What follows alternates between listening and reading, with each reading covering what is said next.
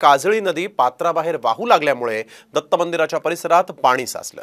बुधवारी रात्रीपासूनच लांजा तालुक्यात मुसळधार असा पाऊस सुरू आहे, त्यामुळे दत्त मंदिर परिसरात 3 ते 4 फुटांपर्यंत पाणी जमा झालंय।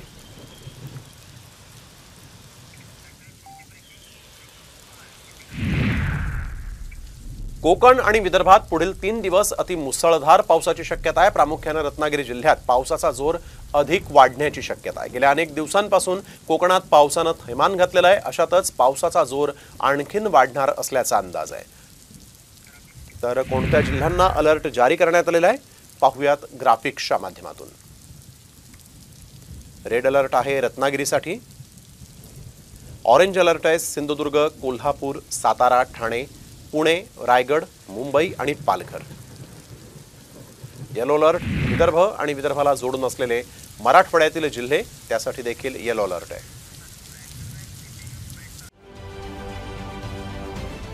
महाराष्ट्रातील सर्व बातम्यांचे विश्वासार्ह व्यासपीठ, सकाळच्या सर्व सोशल मीडिया प्लॅटफॉर्मला लाईक, फॉलो आणि सबस्क्राइब करा। तसंच सर्व नोटिफिकेशनसाठी बेल आयकॉन प्रेस करायला विसरू नका।